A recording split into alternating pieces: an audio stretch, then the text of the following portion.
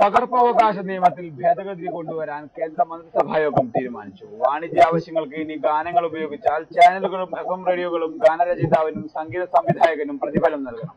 വാർത്താ ചാനലുകൾക്ക് ഈ നിയമം ബാധകമായിരിക്കില്ല. മൊബൈൽ കമ്പനികൾ, FM റേഡിയോകൾ, TV ചാനലുകൾ, ഹോട്ടലുകൾ, ഗാനമേള ട്രൂപ്പുകൾ എന്നിവയ്ക്ക് നിയമം ബാധകമായിരിക്കും. എന്നാൽ വാർത്താ ചാനലുകൾ ഗാനം ഉപയോഗിക്കുന്നതിന് നിയന്ത്രണം ഉണ്ടായിരിക്കില്ല.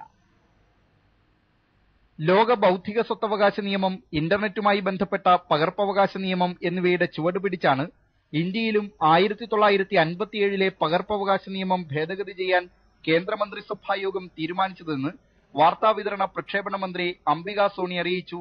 Amendment to protect the music and film industry and address its concerns. There are several subsections. Then there's an amendment to address the concerns of the physically challenged. There are amendments for the rights to authors. നിയമ ഭേദഗതി വരുന്നതോടെ വാണിജ്യാവശ്യത്തിന് ഗാനങ്ങൾ ഉപയോഗിച്ചാൽ സംഗീത സംവിധായകനും ഗാനരചയിതാവിനും പണം നൽകേണ്ടി വരും. Television ചാനലുകൾ, FM റേഡിയോകൾ, ഹോട്ടലുകൾ, ഗാനമേള ട്രൂപ്പുകൾ എന്നിവയ്ക്ക് ഈ തീരുമാനം ബാധകമായിരിക്കും. മൊബൈൽ ഫോണുകളിൽ ഏതെങ്കിലും ഗാനം റിംഗ് ടോണായി ഉപയോഗിക്കണമെങ്കിൽ അതിനും പണം നൽകണം. ഇവയുടെ ലംഘനമുണ്ടോ എന്ന കാര്യം പകർപ്പവകാശ സംഘത്തിന് പരിശോധിക്കാം. സംഘത്തിൽ ഇതുവരെ ഉടമകൾ മാത്രമായിരുന്നു അംഗങ്ങൾ. എന്നാൽ നിയമം പ്രാബല്യത്തിൽ വന്നാൽ ഗാനരചയിതാക്കൾ, സംഗീത സംവിധായകർ എന്നിവരാകും അംഗങ്ങൾ.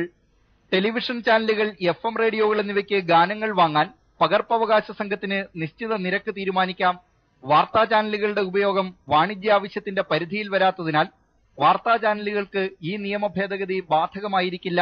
ഒരു ഗായകനോ ഗായികയോ ഏതെങ്കിലും ഗാനം ആലപിച്ചാൽ അടുത്ത 5 വർഷത്തേക്ക് മറ്റാരും ഇതേ ഗാനം വിൽപ്പനയ്ക്ക് CD രൂപത്തിലോ മറ്റേതെങ്കിലും രൂപത്തിലോ പുറത്തിറക്കരുത്. 5 വർഷത്തിനു ശേഷം പകർപ്പവകാശ സംഘത്തിന്റെ സാക്ഷ്യപത്രത്തോടെ ഏതെങ്കിലും ഗായകർക്ക് ഇത് പാടി CDയോ കാസറ്റോ പുറത്തിറക്കാം.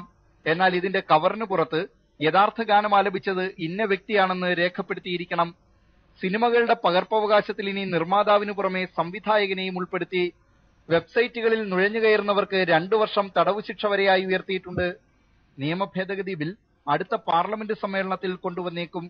B Dileep Kumar, India vision, Delhi.